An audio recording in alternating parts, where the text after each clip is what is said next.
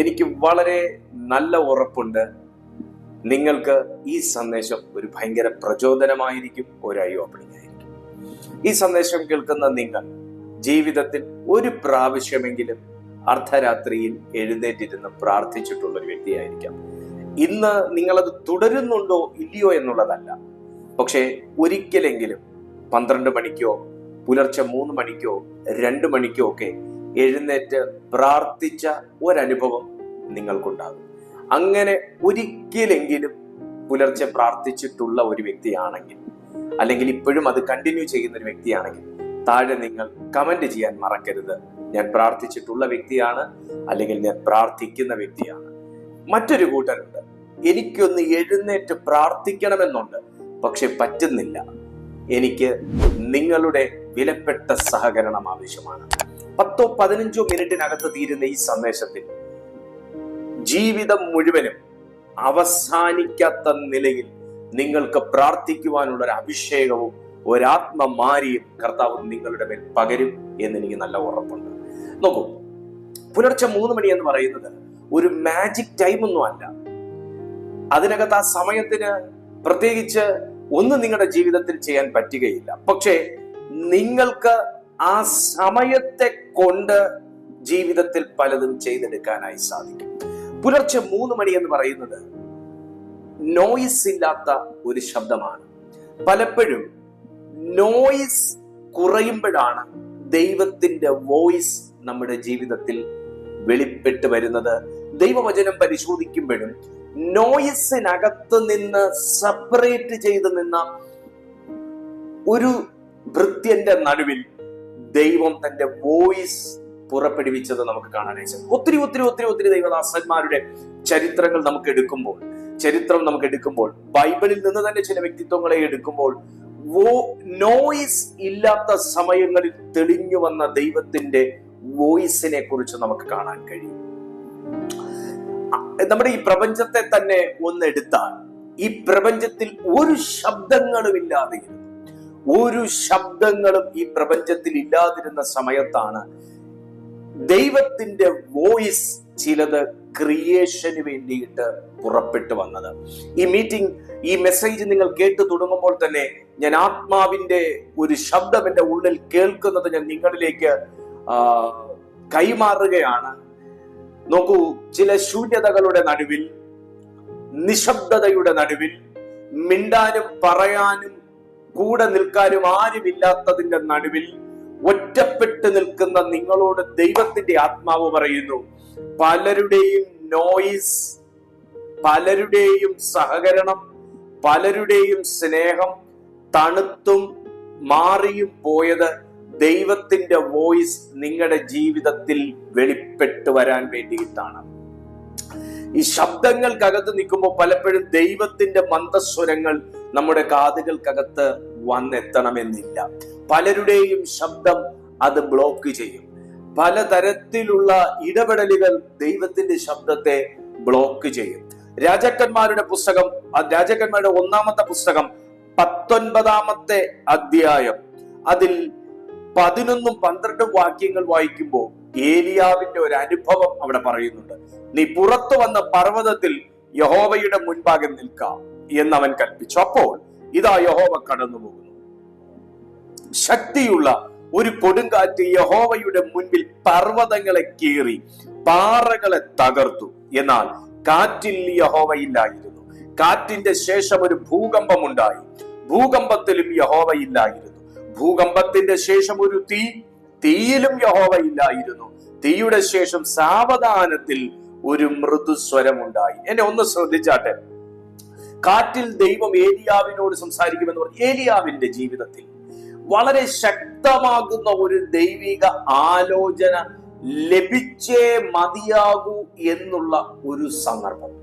ഇസ്രായേലിന്റെയും ആഹാബിന്റെയും ഒക്കെ ഭീഷണിയുടെ മുമ്പിൽ ശുശ്രൂഷ പോലും മടുത്ത്, ഇനി എന്റെ ജീവിതത്തിൽ മുമ്പോട്ട് ഇനി എനിക്ക് ഒന്നും ചെയ്യണ്ട, ഞാൻ എന്റെ പിതാക്കന്മാരെക്കാൾ നല്ലവനാണ്, അതുകൊണ്ട് എന്നെ അങ്ങ് എടുക്കണം എന്നുള്ള നിർബന്ധത്തിൽ നിന്ന് ഏലിയാവിനോട് സംസാരിക്കാൻ ദൈവത്തിന് ചിലതുണ്ടായിരുന്നു. അത് കാറ്റിന്റെ സ്വരത്തിലൂടെയല്ല, അത് തീയുടെ അനുഭവത്തിലൂടെയല്ല, അത് ഭൂകമ്പത്തിന്റെ സ്വരത്തിനകത്തല്ല.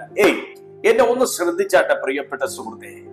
വലിയ വലിയ വലിയ മീറ്റിങ്ങുകളിലൂടെ ദൈവം നിങ്ങളോട് സംസാരിക്കും എന്ന് നിങ്ങൾ കരുതിയപ്പോൾ ദൈവശബ്ദം വന്നു കാണുകയില്ല. വലിയ വലിയ വലിയ പ്രവാചകന്മാരിലൂടെയും വലിയ വലിയ വലിയ വ്യക്തികളിലൂടെയും വ്യക്തിത്വങ്ങളിലൂടെയും ലോകം അറിയുന്നവരിലൂടെയും നിങ്ങൾ ഇഷ്ടപ്പെട്ടു എന്ന് പറയുന്ന പല മീറ്റിങ്ങിലൂടെയും ദൈവം നിങ്ങളോട് സംസാരിക്കും. നിങ്ങൾ ഉദ്ദേശിച്ചതുപോലെ സംസാരിക്കും.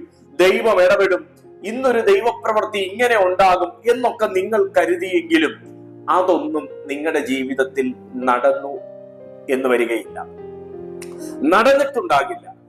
ആ മീറ്റിംഗ് പോലും നിങ്ങൾക്ക് പലപ്പോഴും നിരാശയാണ് സമ്മാനിച്ചതെങ്കിൽ എനിക്ക് ഈ ദൈവവചനത്തിന്റെ അടിസ്ഥാനത്തിൽ രാത്രിയുടെ യാമങ്ങളിൽ എഴുന്നേറ്റിരുന്ന് കരയുകയും പ്രാർത്ഥിക്കുകയും ദൈവവചനം തന്നെ ഭക്ഷണമെന്നും ആധാരമെന്നും ആശ്രയമെന്നും കണ്ട് നെഞ്ചോട് ആ വചനം കെട്ടിപ്പിടിച്ച് കരയുന്ന ചില ദൈവമക്കൾ ഇതിനകത്തുള്ളത് കൊണ്ട് ഞാൻ ദൈവാത്മാവിൽ ഇത് ആത്മനിയോഗത്തോടെ ആത്മശക്തിയോടെ അഭിഷേകത്തോടെ ഞാൻ ഇത് കൈമാറുകയാണ്.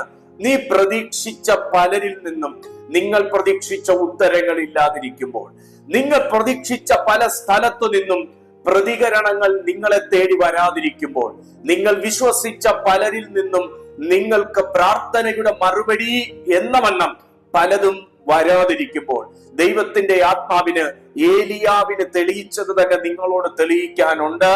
അത് നിങ്ങൾ വിചാരിക്കുന്നത് പോലെ തീയിലൂടെ ദൈവം ഉത്തരം അരുളിയില്ലെങ്കിലും, കൊടുങ്കാറ്റിലൂടെ ദൈവം ഉത്തരം അരുളിയില്ലെങ്കിലും, ഭൂകമ്പം പോലെ ദൈവം ചില വിഷയങ്ങളിൽ ഇടപെട്ടില്ലെങ്കിലും, ദൈവത്തിന്റെ പരിശുദ്ധാത്മാവ് പറയുന്നു, നിശബ്ദതയുടെ നടുവിൽ ദൈവം നിനക്ക് വേണ്ടി ഇടപെടും, സംസാരിക്കും. നിന്റെ കാതുകൾ കേൾക്കത്തക്കവണ്ണം, ആത്മാവ് തൊട്ടറിയത്തക്കവണ്ണം ദൈവത്തിന്റെ പ്രവൃത്തി പ്രിയപ്പെട്ട കുടുംബമേ നിങ്ങളുടെ ജീവിതത്തിൽ വെളിപ്പെട്ടിരിക്കും. രാത്രിയുടെ യാമങ്ങളിൽ പ്രാർത്ഥിക്കുന്ന ചിലരോട് ദൈവാത്മാവ് ഇത് കൈമാറുകയാണ്. ഹല്ലേലൂയ. ശ്രദ്ധിക്കുക, 3 മണിക്ക്, ഞാൻ വീണ്ടും പറയുന്നു, 3 മണി എന്ന് പറയുന്ന സമയം നിങ്ങൾ എഴുന്നേറ്റ് പ്രാർത്ഥിക്കണമെന്ന്, 3 മണിക്കേ പ്രാർത്ഥിക്കാവൂ എന്നൊന്നും ബൈബിൾ അങ്ങനെയൊന്നും പറയുന്നില്ല. എന്നാൽ ബൈബിൾ അങ്ങനെയൊന്നും പറയാതിരിക്കുമ്പോൾ എന്താണ് 3 മണിക്ക് ബൈബിളിൽ പ്രാധാന്യമുള്ളത് എന്ന് പരിശോധിച്ചാൽ, 3 മണി പലപ്പോഴും മനുഷ്യർ വിട്ടുവീഴ്ച ചെയ്യുന്ന സമയമാണ്. എന്ത് വിട്ടുവീഴ്ചയാണ് ചെയ്യുന്നത്? വേറൊന്നുമല്ല, ഏറ്റവും കൂടുതൽ സുഖമായി ഉറങ്ങാൻ തിരഞ്ഞെടുക്കുന്ന സമയം. വളരെ ഡീപ്പ് സ്ലീപ്പിലേക്ക് ഒരു മനുഷ്യൻ വഴുതി വീഴുന്ന സമയം. ഈ 3 മണിയുടെ സമയം ഒരു വ്യക്തി എഴുന്നേറ്റാൽ തീർച്ചയായും അത് അവന്റെ ജീവിതത്തിലെ ഒരു സാക്രിഫൈസ് ആണ്. അത് ഒരു ത്യാഗമാണ് ചെയ്യുന്നത്. അവന്റെ സന്തോഷങ്ങൾ, അവൻ അത് ദൈവസന്നിധിയിൽ ചെയ്തൊരു ത്യാഗമായിട്ടാണ് അതിനെ നമുക്ക് കാണാനായി കഴിയുന്നത്. യേശു 4-ാം യാമത്തിൽ, അതായത് 3 മണി മുതൽ 6 മണി വരെയുള്ള സമയം, ആ സമയത്തിൽ യേശു വെള്ളത്തിന്മീതെ നടന്നു എന്ന് വചനത്തിൽ മത്തായി എഴുതിയ സുവിശേഷം 14-ാമത്തെ അധ്യായം 25-ാമത്തെ വാക്യത്തിൽ പറയുന്നു. നോക്കൂ, ആ സമയം ശിഷ്യന്മാർ ഏറ്റവും അധികം ഭീതിപ്പെട്ടു നിന്ന സമയം. എന്നെ വളരെ ശ്രദ്ധിച്ച് കേൾക്കണം, ഇതിനകത്ത് വലിയൊരു മർമ്മമുണ്ട്. ശിഷ്യന്മാർ വളരെ ഭയപ്പെട്ടു നിന്നൊരു സമയം. എന്താണ്? ആർത്തിരമ്പി വരുന്ന തിരമാലയും കാറ്റും ശിഷ്യന്മാരെ ഭയപ്പെടുത്തി. പക്ഷേ യേശു അവിടെ വന്നത് വളരെ ഭയങ്കരമാകുന്ന ഒരു സമയം. നിങ്ങളൊന്ന് ശ്രദ്ധിച്ചേ, കാറ്റ് ആരംഭിച്ചപ്പോൾ യേശു വന്നില്ല, പടകുലഞ്ഞപ്പോൾ യേശു വന്നില്ല, പടക് മുങ്ങുമാറാകുന്ന സമയം യേശു അവിടെ എത്തി. ഹല്ലേലൂയ. അവരെ ആ ഒരു കാറ്റ് എന്താണെന്ന് അറിയിച്ചില്ല എന്നല്ല, പടകുലയുന്ന ഭയം എന്താണെന്ന് അറിയിച്ചില്ല എന്നല്ല, തിര തള്ളിക്കയറിയാനുള്ള അവസ്ഥ എന്താണെന്ന് അറിയിച്ചില്ലെന്നല്ല, പക്ഷെ അത് മുങ്ങുന്നതിന് മുൻപേ കർത്താവ് അവിടെ എത്തി. പലപ്പോഴും കാറ്റ് അവസാനിക്കുമ്പോഴല്ല ദൈവം അതിന്റെ മധ്യത്തിൽ എത്തുന്നത്. കാറ്റ് ശക്തമായി ജീവിതത്തിലേക്ക് ആഞ്ഞടിക്കുമ്പോഴാണ് യേശു നമ്മുടെ മധ്യത്തിലേക്ക് എത്തുന്നത്. ഞാൻ നിങ്ങളുടെ ജീവിതവുമായി ഇതൊന്ന് കണക്ട് ചെയ്യാൻ ആഗ്രഹിക്കുകയാണ്. നിങ്ങളെ കാറ്റ് വീശുമ്പോഴുള്ള ഭയം എന്താണ് എന്ന് നിങ്ങളെ അറിയിച്ചില്ല എന്നല്ല, നിങ്ങളുടെ ജീവിതം ആടി ഉലയുമ്പോൾ, നിങ്ങളുടെ ഫാമിലി ലൈഫ്, നിങ്ങളുടെ കുടുംബ ജീവിതം, നിങ്ങളുടെ മക്കളുടെ ഭാവി, ഇതൊക്കെ ആടി ഉലയുന്നത് ദൈവം കണ്ടില്ല എന്നുള്ളതല്ല. പക്ഷേ നിങ്ങളുടെ ജീവിതം മുങ്ങുന്നു എന്നറിയുമ്പോൾ, നിങ്ങൾ തകർന്നു വീഴാറായി എന്നറിയുമ്പോൾ, അതിന്റെ ഏറ്റവും അവസാന സമയം ഈശാന മൂലനെ പോലെ ചില കാറ്റുകൾ നിങ്ങളുടെ ജീവിതത്തിന് നേരെ നിങ്ങൾക്ക് പിടിച്ചു നിൽക്കാൻ പറ്റാതെ വണ്ണം വീശുന്നു എന്നറിയുമ്പോൾ നാഥൻ അതിന്റെ മധ്യത്തിൽ എത്തും. ഞാൻ ആത്മാവിൽ ഇത് കണ്ടുകൊണ്ട് പറയുകയാണ്, രാത്രിയുടെ യാമങ്ങളിൽ ഇതുപോലെ ഭയം തട്ടിയിട്ട്, ഇതുപോലെ എന്റെ ജീവിതം മുങ്ങാറായി കർത്താവേ, എന്റെ കയ്യിലുള്ളത് കൈവിട്ടു പോകാറായി കർത്താവേ, നീ എന്റെ ഈ ഭയത്തെ ഒന്ന് നീക്കിത്തരണം, എന്റെ ഈ പടകിനെ നീ ഒന്ന് സ്ഥിരപ്പെടുത്തണം എന്ന് പറഞ്ഞ് രാത്രിയുടെ യാമങ്ങളിൽ എഴുന്നേറ്റിരുന്ന് പ്രാർത്ഥിക്കുന്ന ചില ദൈവമക്കളോട് പരിശുദ്ധ ആത്മാവ് പറയുന്നു, കർത്താവ് ഏറ്റവും ശക്തമായി നിന്റെ ജീവിതത്തിൽ കാറ്റടിച്ചു കൊണ്ടിരിക്കുന്ന ഒരു സീസൺ ആണോ ഇത്? ഈ കാറ്റടിക്കുന്ന സീസണിൽ കർത്താവ് നിന്റെ പടകിനടുത്തെത്തും. ഹല്ലേലൂയ. കാറ്റ് ഏറ്റവും ശക്തമായപ്പോഴാണ് യേശു ശിഷ്യന്മാരുടെ അടുത്തെത്തിയത്, ഏറ്റവും ശക്തമായ സമയത്ത്. Praise the Lord. അതുപോലെ തന്നെയാണ് ഇയ്യോബിന്റെ പുസ്തകം 33-ാമത്തെ അധ്യായം അതിന്റെ 15-16 വാക്യങ്ങൾ വായിക്കുമ്പോൾ, നിങ്ങൾ വായിച്ചപ്പോൾ ഞാനത് എടുക്കുന്നില്ല. മനുഷ്യൻ ഗാഢ നിദ്രയിലേക്ക് വഴുതി വീഴുമ്പോൾ സ്വപ്നങ്ങളിലൂടെ ദൈവം സംസാരിക്കുന്നു എന്ന് പറയുന്നു. എന്നെ കേൾക്കുന്ന മാന്യമിത്രമേ, രാത്രിയിലെ ചില സ്വപ്നങ്ങൾ നിങ്ങളെ തട്ടി ഉണർത്തി എഴുന്നേൽപ്പിച്ചിരുത്തി പ്രാർത്ഥിച്ചിട്ടില്ലേ? നിങ്ങളെ ഭയപ്പെടുത്തുന്ന ചില സ്വപ്നങ്ങളായിരിക്കും. അത് കണ്ടാൽ പിന്നെ നിങ്ങൾക്ക് ഉറക്കം വരുമോ? ചാടി എഴുന്നേക്കും. നിങ്ങൾ ആ സ്വപ്നത്തെ, കണ്ട സ്വപ്നം അതൊരിക്കലും അനുവദനീയമല്ലെങ്കിൽ നിങ്ങൾ ചാടി എഴുന്നേറ്റ് അതിനെതിരെ പ്രാർത്ഥിക്കും. അങ്ങനെ പ്രാർത്ഥിച്ചവരുണ്ടെങ്കിൽ ഞാൻ അങ്ങനെ പ്രാർത്ഥിച്ചിട്ടുള്ള വ്യക്തിയാണ് അല്ലെങ്കിൽ പ്രാർത്ഥിക്കുന്ന വ്യക്തിയാണെന്ന് കമന്റ് ചെയ്താട്ടെ. രാത്രി സ്വപ്നങ്ങളിലൂടെ ദൈവം നമ്മളോട് സംസാരിക്കും. രണ്ട് രീതിയിൽ സ്വപ്നങ്ങളിലൂടെ സംസാരിക്കും. ഒന്ന്, വരാൻ പോകുന്ന ചില കാര്യങ്ങളെ ദൈവം നമ്മുടെ സ്വപ്നത്തിലേക്ക് കണക്ട് ചെയ്തു തരും. കാരണം അവിടെ മനുഷ്യൻ എന്ന് പറയുന്ന നമ്മുടെ സഹകരണവും കൂടെ ദൈവത്തിന് ആവശ്യമാണ്. നമ്മുടെ ജീവിതത്തിലേക്കുള്ള ഏതെങ്കിലും ഓപ്പൺ ഡോറുകളിലൂടെ സാത്താൻ നമ്മുടെ ലൈഫിലേക്ക് കടന്നു വന്നിട്ട് അവനത് ചെയ്യും എന്ന് ദൈവം കണ്ടാൽ അത് നമ്മളെ ഇൻഫോം ചെയ്യും. ആ സമയം ഒരു മനുഷ്യന്റെ ആത്മമണ്ഡലം ശക്തിപ്പെടുത്തണമെന്നുള്ളത് നമ്മുടെ ആവശ്യമാണ്, അത് ദൈവത്തിന്റെ ആഗ്രഹവുമാണ്. ആ ആത്മമണ്ഡലം നമ്മൾ രാത്രിയുടെ യാമങ്ങളിൽ എഴുന്നേറ്റിരുന്ന് പ്രാർത്ഥിക്കുമ്പോൾ ശക്തിപ്പെടുകയാണ് ചെയ്യുന്നത്. നമ്മൾ രാത്രിയുടെ യാമങ്ങളിൽ നമ്മൾ സമയം ചെലവിടുമ്പോൾ, എല്ലാ ദിവസവും ആകണമെന്നില്ല, വീക്കിലി ആയിരിക്കാം ചിലർ പ്രാർത്ഥിക്കുക, ചിലർ 2 ആഴ്ച കൂടുമ്പോഴായിരിക്കാം ഒരു പ്രാവശ്യം പ്രാർത്ഥിക്കുക, ചിലപ്പോൾ ആഴ്ചയിൽ 2 വട്ടം ആയിരിക്കും പ്രാർത്ഥിക്കുന്നത്. അത് ഓരോരുത്തരുടെ ആരോഗ്യവും ഓരോരുത്തരുടെ മാനസികാവസ്ഥയും അനുസരിച്ചാണ്. എന്നാൽ നിങ്ങൾ ശ്രദ്ധിച്ചാട്ടെ, അങ്ങനെ പ്രാർത്ഥിക്കുന്ന സമയം അവിടെ ഒരു സാക്രിഫൈസ് ഉള്ളത് കൊണ്ട് തന്നെ വളരെ ശക്തമാകുന്ന നിലയിൽ ആത്മമണ്ഡലം ശക്തിപ്പെടും. രാത്രിയിൽ 3 മണിക്കും 2 മണിക്കും ഒക്കെ എഴുന്നേറ്റ് പ്രാർത്ഥിച്ചാൽ സാത്താൻ ഭയപ്പെടുമെന്നൊരു മീനിങ്ങേ ഇല്ല കേട്ടോ. സാത്താൻ ഭയപ്പെടുകയല്ല, പകരം നമ്മുടെ സ്പിരിച്വൽ റിലം അത്രയും സ്ട്രോങ് ആകും. നമ്മുടെ സ്പിരിച്വൽ റിലം സ്ട്രോങ് ആകുന്നതാണ് സാത്താന്റെ ഭയം. അല്ലാതെ നമ്മുടെ ശബ്ദമോ നമ്മുടെ പ്രാർത്ഥനയോ ഒന്നും അല്ല സാത്താൻ ഭയപ്പെടുന്നത്. ഒരു വ്യക്തിയുടെ സ്പിരിച്വൽ റിലം സ്ട്രോങ് ആകുക, നിങ്ങളുടെ സ്പിരിച്വൽ റിലം വീക്ക് ആകുക, അതാണ് സാത്താൻ ഏറ്റവും കൂടുതൽ ആഗ്രഹിക്കുന്നത്. അവൻ ഏറ്റവും സൗകര്യം അതാണ്. കാരണം അവന്റെ പണി കുറയും, നിങ്ങളുടെ ജീവിതത്തിലേക്ക് വേഗത്തിൽ ആക്സസ് കിട്ടും. എന്നൊരു വ്യക്തി പ്രാർത്ഥിക്കുകയും ആരാധിക്കുകയും ഇതുപോലെ ദൈവവചനം കേൾക്കുകയും ഒക്കെ ചെയ്യുമ്പോൾ അവന്റെ ആത്മമണ്ഡലം ശക്തിപ്പെടുകയാണ്. ആത്മമണ്ഡലം ശക്തിപ്പെടുകയാണ്. ഓരോ ചിന്തകൾ അവന്റെ തലച്ചോറിലേക്ക് കടന്നു ചെല്ലുമ്പോൾ, നിങ്ങൾ അതിനെക്കുറിച്ച്, ഞാൻ പറയുന്ന കാര്യങ്ങൾ നിങ്ങൾ ചിന്തിക്കുമ്പോൾ, നിങ്ങൾ അവിടെ ഒരു കല്ലെടുത്ത് വെച്ച് ഇടയ്ക്ക് ചാന്ത് കയറ്റി നിങ്ങൾ ആ കല്ലിനെ ഇടിച്ചുറപ്പിച്ച് അടുത്ത് കട്ട വെച്ച് കെട്ടി നിങ്ങൾ ആത്മമണ്ഡലം പണിതുകൊണ്ടിരിക്കുകയാണ്. ഇത് സാത്താന് ഭയങ്കര അസ്വസ്ഥതയാണ്. Praise the Lord. ഇതാണ് സാത്താന്റെ ഭയം. അതുകൊണ്ടാണ് നിങ്ങൾ രാത്രിയുടെ യാമങ്ങളിൽ എഴുന്നേറ്റിരുന്ന് പ്രാർത്ഥിക്കുമ്പോൾ പ്രതികൂലങ്ങൾ ഉണ്ടാകുന്നത്. അല്ലാതെ നിങ്ങളുടെ പ്രാർത്ഥന കേട്ട് പേടിച്ചിട്ടോ ഇവനിപ്പോ പ്രാർത്ഥിച്ചെന്നെ പുറത്ത് അങ്ങനെ ഒന്നും ചിന്തിച്ചിട്ടല്ല. സാത്താന്റെ ബുദ്ധിമുട്ട് എന്താണ് എന്ന് ചോദിച്ചാൽ ആത്മമണ്ഡലം പണിയുന്ന ഒരുവനാണ്. ഇടിഞ്ഞു കിടക്കുന്ന യാഗപീഠം പണിയുന്ന ഒരുവനാണ് സാത്താന്റെ പ്രശ്നം. പിശാചിന്റെ പ്രശ്നം എന്ന് പറയുന്നത് പ്രാർത്ഥിക്കുന്ന ഒരുവനാണ്. എന്തുകൊണ്ടാണ് പ്രാർത്ഥിക്കാത്തവർക്ക് വലിയ പോരാട്ടമില്ല, പ്രാർത്ഥിക്കുന്നവർക്ക് മാത്രം പ്രശ്നങ്ങൾ വർദ്ധിക്കുന്നത്?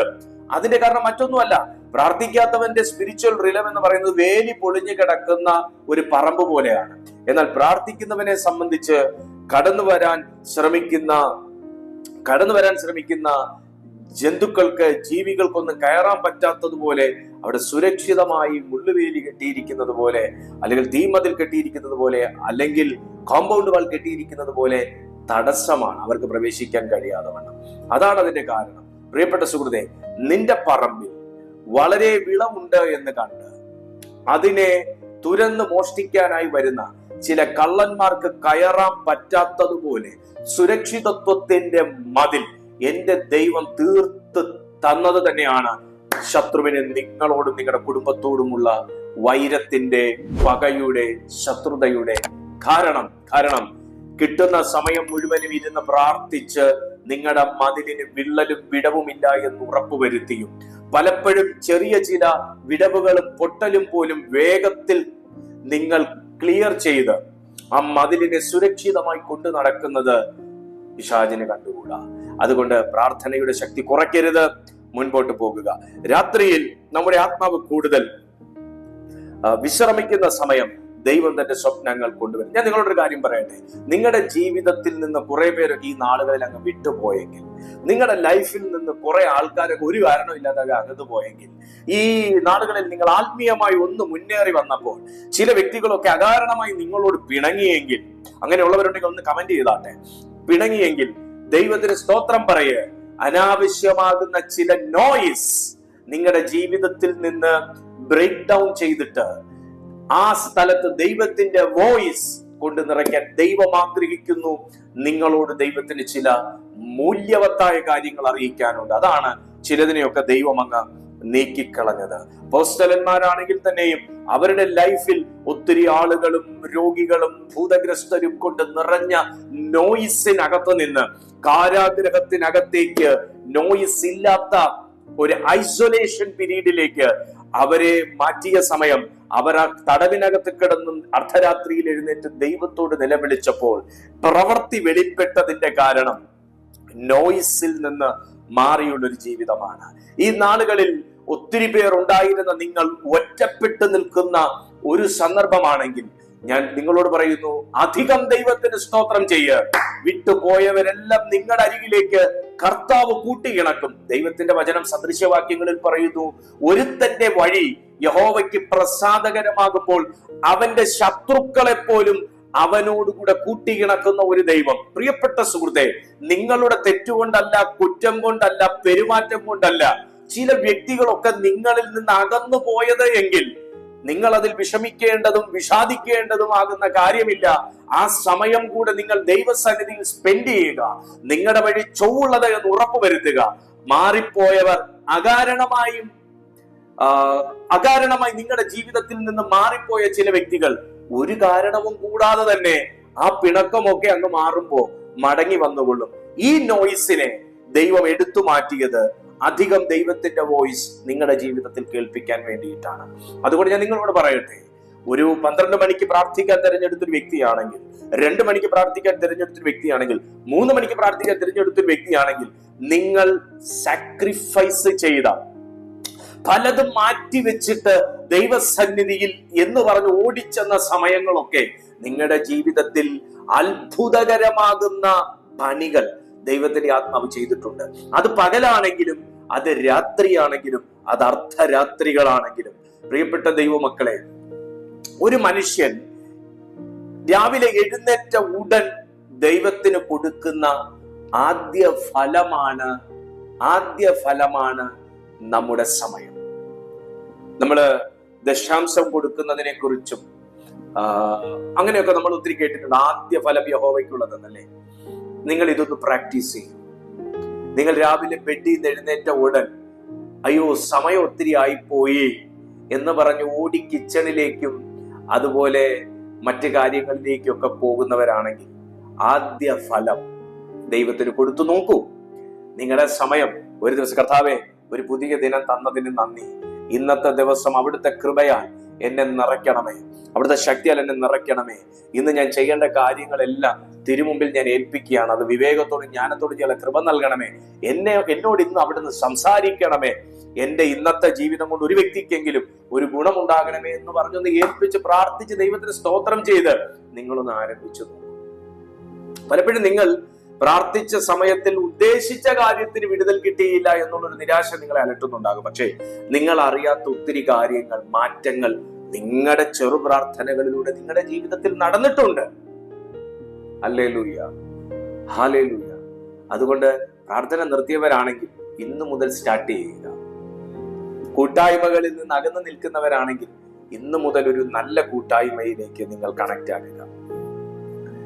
അഭിഷേകമുള്ളൊരു കൂട്ടായ്മയിൽ കണക്ട് ആകുക. പ്രാർത്ഥിക്കുന്നവരുമായി കണക്ട് ആയി നിൽക്കുക. നല്ല കാര്യങ്ങൾ സംസാരിക്കുന്നവരുമായി കണക്ട് ആയി നിൽക്കുക. ഒരു വ്യക്തി അവൻ 12 മണിക്കാണെങ്കിലും 2 മണിക്കാണെങ്കിലും പുലർച്ചെ 3 മണിക്കാണെങ്കിലും അവൻ എഴുന്നേറ്റ് ദൈവസന്നിധിയിൽ ചിലവിടുന്ന സമയം അവന്റെ ദിവസത്തിന്റെ ആദ്യ ഫലം അവൻ ദൈവത്തിന് കാഴ്ച കൊടുക്കണം. അവൻ അന്നത്തെ ദിവസം അനുഗ്രഹമായിരിക്കും. നിങ്ങൾ അങ്ങനെ പ്രാക്ടീസ് ചെയ്യണം. നിങ്ങളുടെ വിളവിന്റെ ഫലം ആദ്യം യഹോവയ്ക്ക്, നിങ്ങളുടെ സമയം ആദ്യം യഹോവയ്ക്ക്. നിങ്ങളുടെ പ്രയോറിറ്റി എന്ന് പറയുന്നത് ദൈവമായിരിക്കണം. നിങ്ങളുടെ പ്രയോറിറ്റി ദൈവമാണ്. പൊന്നു ദൈവമക്കളെ, പൊന്നു ദൈവമക്കളെ, ദൈവം തമ്പുരാനെ ഒഴിവാക്കിക്കൊണ്ട് നമ്മൾ എന്തിന്റെ പുറകെ പോയി എന്ന് പറഞ്ഞാലും, അത് ഞാൻ എത്ര പ്രാർത്ഥനാ ജീവിതമുള്ളവനാണെന്നും എത്ര ഞാൻ പ്രാർത്ഥിച്ചിട്ടുള്ളവനാണെന്നും ഞാൻ എത്ര ദൈവത്തിന് വേണ്ടി പ്രയോജനപ്പെടുന്നവനാണെന്ന് പറഞ്ഞാലും ഒരു ഉപയോഗവുമില്ല. അതുകൊണ്ട് ആദ്യ ഫലം യഹോവയ്ക്ക്. നിങ്ങളുടെ ദിവസത്തിന്റെ എപ്പോഴാണോ നിങ്ങൾ എഴുന്നേൽക്കുന്നത് ആ സമയം ആദ്യ ഫലം യഹോവയ്ക്ക്. അത് നിങ്ങൾ ശ്രദ്ധിക്കുക. സാഹചര്യം മാറുന്നതിന് മുൻപേ മനസ്സാണ് മാറുന്നത്. നിങ്ങളുടെ സാഹചര്യം മാറുന്നതിന് മുൻപേ ആണ് ഇപ്പോൾ നിങ്ങൾ ചില പോസിറ്റീവായിട്ടുള്ള തീരുമാനങ്ങൾ എടുക്കുന്നത്. സാഹചര്യം മാറുന്നതിന് മുൻപേ മനസ്സ് മാറും. ഒന്ന് ടൈപ്പ് ചെയ്യാമോ താഴെ? സാഹചര്യം മാറുന്നതിന് മുൻപേ നിങ്ങളുടെ മനസ്സ് മാറും. നിങ്ങളുടെ മനസ്സിപ്പോ മാറിയിട്ടുണ്ടെങ്കിൽ, ചില ചിന്തകൾ മാറിയിട്ടുണ്ടെങ്കിൽ അതൊരു ദൂതാണ്. നിങ്ങളുടെ സാഹചര്യം മാറാൻ പോകും. നിങ്ങളുടെ സാഹചര്യം മാറാൻ പോകും. ഹല്ലേലൂയ. അതുപോലെ തന്നെ ഭയം മാറുന്നതിന് മുൻപേ നിങ്ങളുടെ വിശ്വാസത്തിന്റെ അളവ് മാറും. നിങ്ങളെ അലട്ടുന്ന ചില ഭയങ്ങളുണ്ട്, നിങ്ങളെ ഭരിക്കുന്ന ചില ചിന്തകളുണ്ട്. അത് മാറുന്നതിന് മുൻപേ വിശ്വാസം മാറും. Praise the Lord, hallelujah. അതുകൊണ്ട് ദൈവമക്കൾ വളരെ ശക്തമായി ഈ നാളുകളിൽ പ്രാർത്ഥനയിൽ നിങ്ങൾ മുന്നേറുക. അങ്ങനെ നിങ്ങൾക്ക് പ്രാർത്ഥിക്കാൻ താല്പര്യമുണ്ടെങ്കിൽ ഏറ്റവും കൂടുതൽ പ്രാർത്ഥനകൾ ക്രമീകരിക്കുന്ന ഒരു ഗ്രൂപ്പാണിത്. ഈ ഒരു ചാനൽ നിങ്ങൾ സബ്സ്ക്രൈബ് ചെയ്ത് നിങ്ങൾ അതിന്റെ നോട്ടിഫിക്കേഷൻ ഓൺ ആക്കി വെച്ചാൽ അങ്ങനെയുള്ള സ്പെഷ്യൽ ടങ്സ് പ്രയറുകളും ഒക്കെ നിങ്ങൾക്ക് ഈ മീറ്റിംഗിൽ, ഈ ചാനലിലൂടെ നിങ്ങൾക്ക് ലഭിക്കും. അതുപോലെ ഈ വീഡിയോയുടെ ഡിസ്ക്രിപ്ഷൻ ബോക്സിൽ ഞങ്ങളുടെ വാട്സാപ്പിന്റെ കമ്മ്യൂണിറ്റി ലിങ്ക് കൊടുത്തിട്ടുണ്ട്. ആ ലിങ്കിലൂടെ ഞങ്ങളുടെ കമ്മ്യൂണിറ്റിയിൽ ജോയിൻ ആയാൽ അതിനകത്ത് നിങ്ങൾക്ക് പ്രയറിന്റെ മീറ്റിംഗ്സിനെ കുറിച്ചുള്ള അനൗൺസ്മെന്റുകൾ ലഭിക്കും. അങ്ങനെ പ്രാർത്ഥനയിൽ പണിയപ്പെട്ട ഒരു കൂട്ടം ജനമുള്ള ഒരു ഫാമിലിയാണിത്. പ്രാർത്ഥനയിൽ ഉറ്റിരിക്കുന്ന ഒരു കൂട്ടരുള്ള ഒരു ഫാമിലിയാണിത്. ആ ഫാമിലിക്കകത്ത് നിങ്ങൾ ആദ്യമായിട്ടാണ് ഈ വീഡിയോസോ അല്ലെങ്കിൽ ഇങ്ങനെ ഒരു സന്ദേശമൊക്കെ കേൾക്കുന്നതെങ്കിൽ ഞങ്ങൾ ആ പരിശുദ്ധാത്മാവ് അധ്യക്ഷനായിരിക്കുന്ന ആ കൂട്ടായ്മയിലേക്ക്, ആ ഓൺലൈൻ മീറ്റിംഗിലേക്ക് ഞങ്ങൾ നിങ്ങളെയും ക്ഷണിക്കുകയാണ്. മാന്യ സുഹൃത്ത്, അവൻ ഇന്നു മുതൽ ഒരു പ്രാർത്ഥനാ ജീവിതമുള്ള ഒരു വ്യക്തി ആയാട്ടെ. നിർത്തിവെച്ചിരിക്കുന്ന 3 മണി പ്രാർത്ഥനയാണെങ്കിലും 2 മണി പ്രാർത്ഥനയാണെങ്കിലും 12 മണി പ്രാർത്ഥനയാണെങ്കിലും പകൽ സമയങ്ങളിലെ പ്രാർത്ഥനകളാണെങ്കിലും അവസരമുണ്ടായിട്ട് അത് മാറ്റിവെച്ചിരിക്കുന്ന ഒരു വ്യക്തിയാണെങ്കിൽ ഇന്നു മുതൽ സ്റ്റാർട്ട് ചെയ്യുക. കർത്താവ് നിങ്ങളുടെ ജീവിതത്തിൽ വലിയ കാര്യങ്ങൾ ചെയ്യും. God bless you and I bless you. God be with you.